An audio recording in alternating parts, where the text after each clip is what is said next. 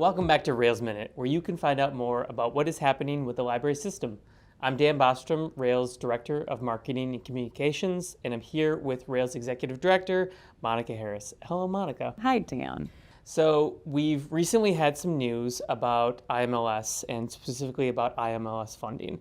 Would you talk a little bit about this and what it means for Rails and the state of Illinois? Absolutely. So just to give a little bit of background, late on the evening of March 14th, President Trump issued an executive order that instructs 7 agencies, which includes the Institute of Museum and Library Services, otherwise known as IMLS, to reduce functions outside the scope of what's statutorily required.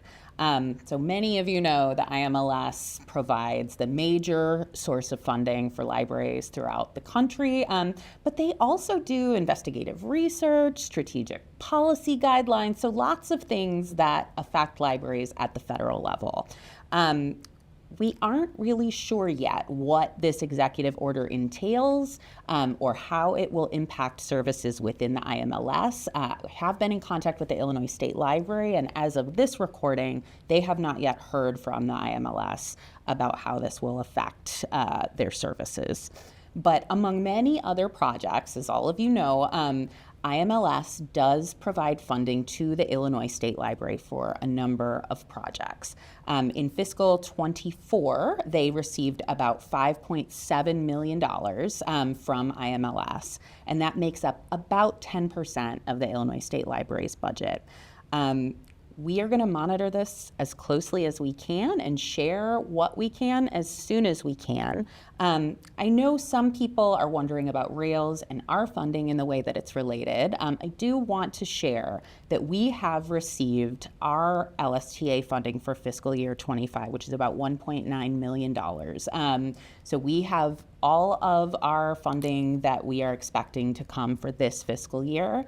We want to thank, of course, the Illinois State Library and the Secretary of State for their support in this way. But our funding is currently intact. Now, I have heard from a lot of members who just want to know, in addition to what they should know about this situation, what they can do to support the Institute of Museum and Library Services and make sure that they know how important this is to the services that are happening throughout the state. So I just wanted to offer just a few options for people who want to stay informed and are looking to know more about what's going on. So first of all, pay a lot of attention to the American Library Association's Show Up for Libraries campaign. This is a campaign that has a lot of advocacy tools, but it also tells you a lot about what IMLS funds do for libraries in the country. So it's just a good chance to learn more. There are also other organizations to pay attention to who are really sharing a lot more information on this issue. Places like Every Library, the American Alliance of Museums, which IMLS also covers museums, so they're sharing a lot of really great information I would encourage people to take a look at.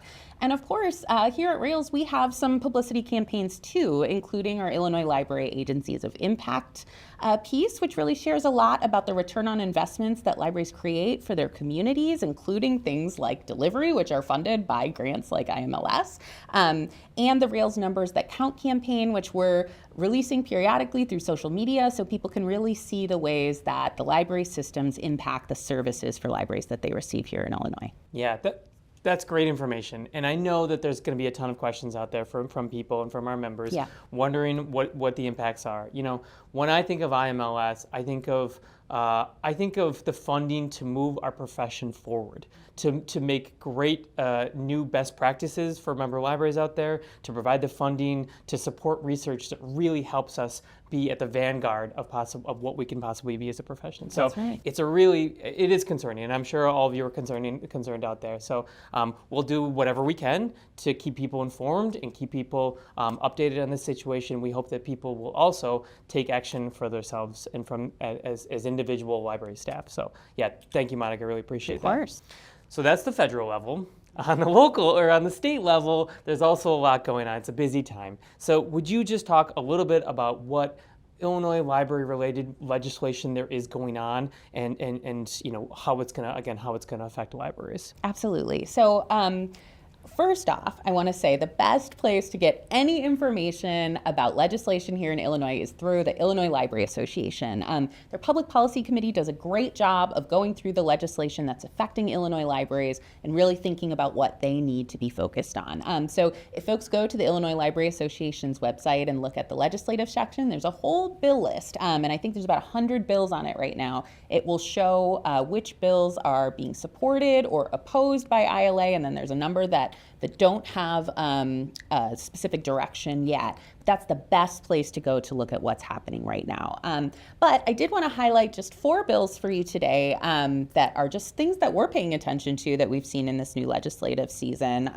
The first one is SB 1741. That is a bill that would amend the school board and require the State Board of Education to establish and convene a licensed school librarian task force. They would meet a minimum of 4 times in no more than 12 months and create recommendations to ensure public, elementary, and secondary schools really look at employing licensed school librarians in future school years. So this is one for anybody who's interested in the future of having certified school librarians in their schools. This task force would be primarily concerned with that issue. The next is Senate Bill 2124, the Let America Read Act. That is one that would provide that the State Board of Education, with oversight over instructional materials, be used in public schools, and they would create a grievance procedure for challenges to instructional materials. So that's another one that we're watching closely in terms of the language there. Another is Illinois Senate Joint Resolution 13, similar to the school task force. This one would create a university library and professional librarian access and transparency task force, which would really be concerned with the level of university librarians, particularly in public universities in the state of Illinois. So we're watching that with some interest. And then Senate Resolution 0104 would urge all public library trustees to participate in ongoing training programs provided by the Illinois Secretary of State to strengthen their ability to serve as trustees. So to essentially provide some level of requirement for the number of hours of training that trustees receive in order to be trustees for a library. So that's just 4 of many, many, many that we'll be following, but we just want to make sure folks are taking a look at that Illinois Library Association's bill list, see the things that are affecting libraries, and we'll continue to report on them as they move forward. Yeah, there's some really interesting stuff in there, and it's fun to poke around and kind of think about how this might affect a library individually. I think, as you mentioned, there's some great bills out there that are, I think, trying to, again, support libraries and support library workers in a lot of different ways. You mentioned the school library bill. You mentioned the academic library bill. So I'm happy to see that those are there, and our members will have some action for you potentially in the future, right? Yeah, this right now is all in a talking stage. None of these have moved forward to a level where they're law. Right, exactly. So some opportunities there. I did want to talk to people and ask you about some opportunities that people can have with Rails, and especially if you are really eager to support libraries and you are really eager to learn more about the library system and get more involved. We have a really great opportunity for you, and that is through the Rails board nomination period. That's right. So would you talk a little bit about that and what it entails? Absolutely. Well, serving on the Rails board is always a thing that we are excited about, but particularly this year, I know there's a lot of people who just really want an opportunity to give back, show why the library system is important, and so this is really a chance to do that. So self-nominations for the Rails board open today, March 19th. So if you've ever been interested in running for the Rails board, now is the time to take a look at our website and see what we have to offer. There are 6 open seats that are available. We are looking for library workers to fill 2 at-large seats, so that can be filled by library workers of any type of library. There's 1 special librarian seat for special libraries, and then 3 public library trustee seats.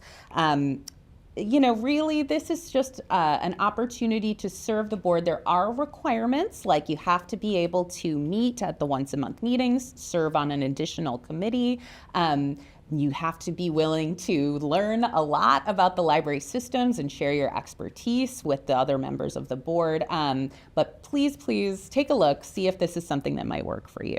Yeah, and I want to make a special plea for public library directors. If you are watching this and you have a trustee at your library who is particularly engaged, particularly excited about libraries and the way to support libraries, we need those folks. Those folks are the hardest people to recruit for the Rails board.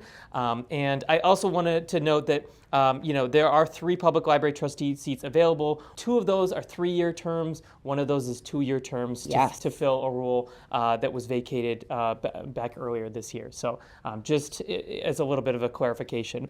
But applications are due April 18th. If you do have a chance, please take a look at the job description. We have a full job description for the board members on our board. So great, thank you. Lastly, Monica, we've been making an effort here in the Rails Minute to promote some of the services that we offer. And one of those that we really want to highlight this month is eRead Illinois. Would you talk a little bit about eRead and all that it brings to our member libraries? Well, I love talking about eRead because this is a service that I personally use all the time. And it's a statewide shared collection of more than 77,000 ebooks and e-audiobooks that's available through Baker and Taylor's Boundless platform. So we have over 900 libraries across Illinois that are participating in this program. It's really sustained by member fees. So the fees that you pay are based on the library's service population or operating expenditures, but those fees, 100% of your library's fee goes directly to developing the shared collection, which means anything that you're paying to be part of this goes to buying the books and ebooks and audiobooks that are as part of the collection. It's a tremendous value for anyone who has a community that's interested in ebooks and e-audiobooks. So I would definitely encourage folks to take a look at it. We have also kind of just opened back up our annual kind of renewal period, and that sign up ends by the end of May. So if you haven't looked at eRead in a while, you want to take a look and see what's there, I would encourage you, now's the time to look into it. Yeah, when I used to be on the road traveling a lot more to libraries and visiting and talking with them, I would always push this service, especially for small rural schools, small public libraries, limited resources. If you were to try to rebuild this collection, ebook by audiobook, you'd spend millions of dollars, right? This is just an awesome service that we can offer. It's one of the best benefits that we can offer, especially again for those libraries with limited resources. And not only that, like for the fee that you pay for some libraries, the fee that they pay to be part of it costs less than just buying like 20 ebooks. Yeah. Like that's how much ebooks cost, but also the value that you can get from participating in the program. It's really amazing. Yeah, wonderful. Okay. Well, that will do it for us here on Rails Minute, but I do want to remind folks, if you have any questions for Monica or myself, you can submit them to Rails Communications. It's communications@railslibraries.org. Also a reminder that Rails Minute is available as a podcast wherever you get your podcasts. Monica, thank you so much for joining me. Thank you for having me. And thank you for watching.